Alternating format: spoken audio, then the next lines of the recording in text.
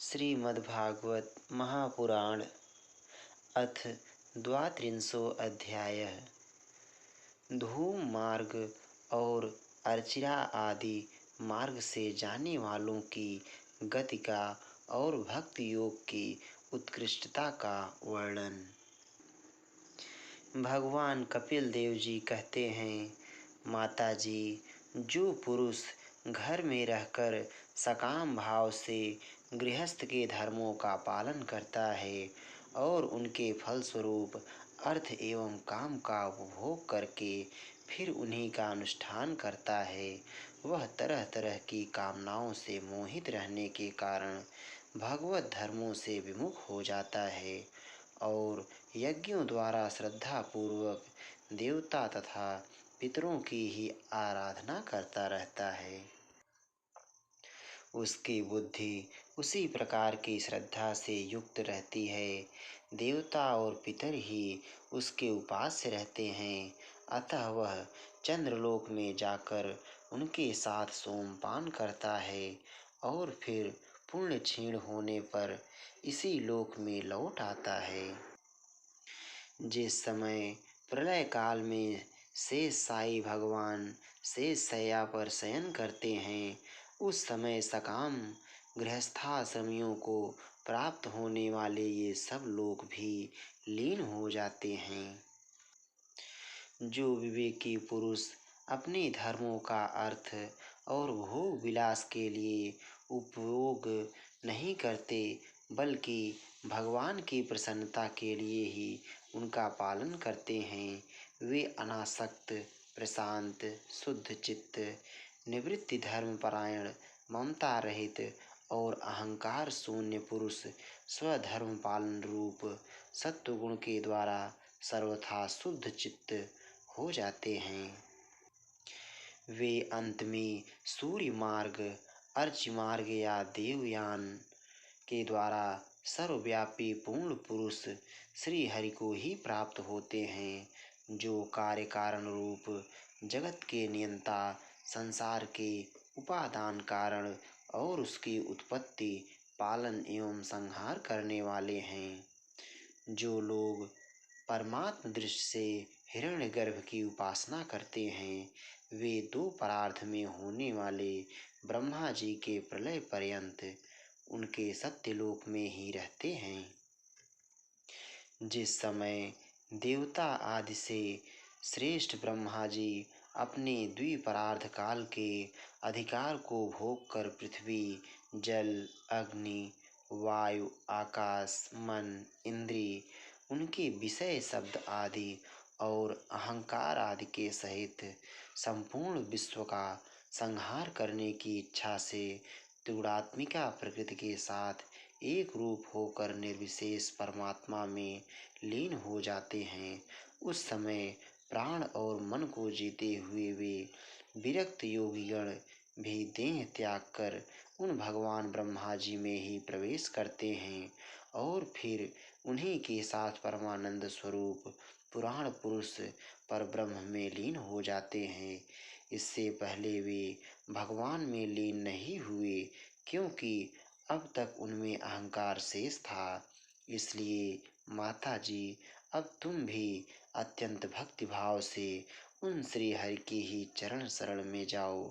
समस्त प्राणियों का हृदय कमल ही उनका मंदिर है और तुमने भी मुझसे उनका प्रभाव सुन ही लिया है।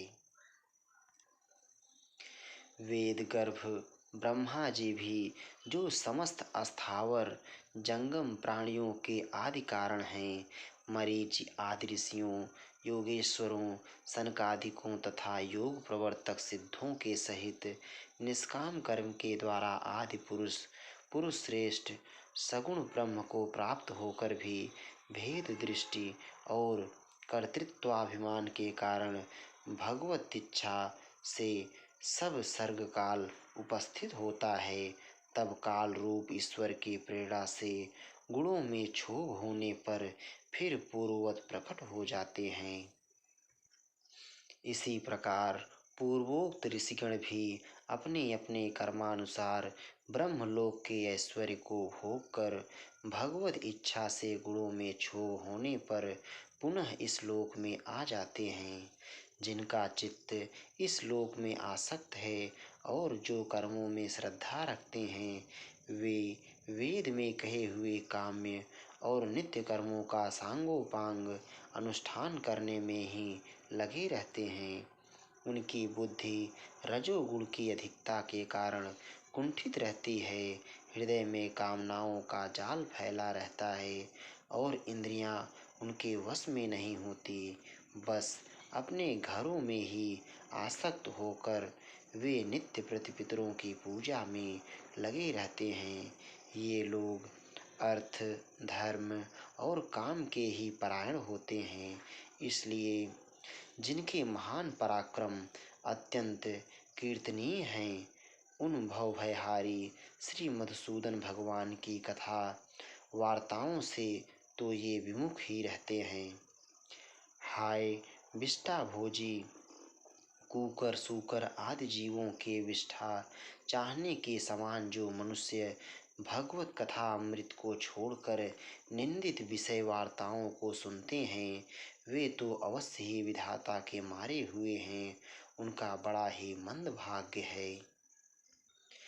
गर्भाधान से लेकर अंत्येष्टि तक सब संस्कारों को विधि पूर्वक कराने वाले ये सकाम कर्मी सूर्य से दक्षिण ओर के पितृयान या धूम मार्ग से पितृश्वर अर्यमा के लोक में जाते हैं और फिर अपनी ही संतति के वंश में उत्पन्न होते हैं। माताजी पितृलोक के भोग लेने पर जब उनके पुण्य क्षीण हो जाते हैं, तब देवता लोग उन्हें वहाँ के ऐश्वर्य से च्युत कर देते हैं और फिर उन्हें विवश होकर तुरंत ही इस लोक में गिरना पड़ता है। इसलिए माताजी, जिनके चरण कमल सदा भजने योग्य हैं, उन भगवान का तुम उन्हीं के गुणों का आश्रय लेने वाली भक्त के द्वारा सब प्रकार से मन, वाणी और शरीर से भजन करो। भगवान वासुदेव के प्रति किया हुआ भक्ति योग तुरंत ही संसार से वैराग्य और ब्रह्म साक्षात्कार रूप ज्ञान की प्राप्ति करा देता है। वस्तुतः सभी विषय भगवत रूप होने के कारण समान हैं। अतः जब इंद्रियों की वृत्तियों के द्वारा भी भगवत भक्त का चित्त उनमें प्रिय अप्रिय रूप विषमता का अनुभव नहीं करता, सर्वत्र भगवान का ही दर्शन करता है, उसी समय वह संग रहित सब में समान रूप से स्थित, त्याग और ग्रहण करने योग्य, दोष और गुणों से रहित, अपनी महिमा में आरूढ़ अपने आत्मा का ब्रह्म रूप से साक्षात्कार करता है। वही ज्ञान स्वरूप है, वही परब्रह्म है, वही परमात्मा है, वही ईश्वर है, वही पुरुष है, वही एक भगवान स्वयं जीव, शरीर, विषय, इंद्रियों आदि अनेक रूपों में प्रतीत होता है। संपूर्ण संसार में आसक्ति का अभाव हो जाना, बस यही योगियों के सब प्रकार के योग साधन का एकमात्र अभीष्ट फल है।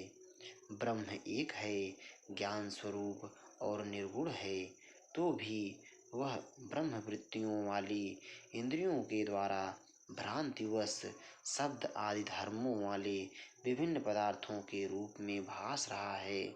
जिस प्रकार एक ही परब्रह्म महत्तत्व वैकारिक, राजस और तामस तीन प्रकार का अहंकार पंच महाभूत एवं 11 इंद्रिय रूप बन गया और फिर वही स्वयं प्रकाश इनके संयोग से जीव कहलाया, उसी प्रकार उस जीव का शरीर रूप यह ब्रह्मांड भी वस्तुतः ब्रह्म ही है, क्योंकि ब्रह्म से ही इसकी उत्पत्ति हुई है। किंतु इसे ब्रह्म रूप वही देख सकता है जो श्रद्धा, भक्ति और वैराग्य तथा निरंतर के योगाभ्यास के द्वारा एकाग्र चित्त और असंग बुद्धि हो गया है। पूजनीय माता जी, मैंने तुम्हें यह ब्रह्म साक्षात्कार का साधन रूप ज्ञान सुनाया। इसके द्वारा प्रकृति और पुरुष के यथार्थ स्वरूप का बोध हो जाता है। देवी, निर्गुण ब्रह्म विषय ज्ञान योग और मेरे प्रति किया हुआ भक्ति योग, इन दोनों का फल एक ही है, उसे ही भगवान कहते हैं। जिस प्रकार रूप, रस एवं गंध आदि अनेक गुणों का आश्रयभूत एक ही पदार्थ भिन्न भिन्न इंद्रियों द्वारा विभिन्न रूप से अनुभूत होता है, वैसे ही शास्त्र के विभिन्न मार्गों द्वारा एक ही भगवान की अनेक प्रकार से अनुभूति होती है। नाना प्रकार के कर्मकलाप, यज्ञ, दान, तप, वेदाध्ययन, वेद विचार, मीमांसा, मन और इंद्रियों के संयम, कर्मों के त्याग, विविध अंगों वाले योग, भक्ति योग, निवृत्ति और प्रवृत्ति रूप सकाम और निष्काम दोनों प्रकार के धर्म, आत्म तत्व के ज्ञान और दृढ़ वैराग्य, इन सभी साधनों से सगुण निर्गुण रूप स्वयं प्रकाश भगवान को ही प्राप्त किया जाता है। माता जी, सात्विक, राजस, तामस और निर्गुण भेद से चार प्रकार के भक्ति योग का और जो प्राणियों के जन्म आदि विकारों का हेतु है तथा जिसकी गति जानी नहीं जाती, उस काल का स्वरूप मैं तुमसे कह ही चुका हूँ। देवी, अविद्या जनित कर्म के कारण जीव की अनेकों गतियाँ होती हैं। उनमें जाने पर वह अपने स्वरूप को नहीं पहचान सकता। मैंने तुम्हें जो ज्ञानोपदेश दिया है उसे दुष्ट, दुर्विनीत, घमंडी, दुराचारी और धर्मध्वजी, दंभी पुरुष को नहीं सुनाना चाहिए।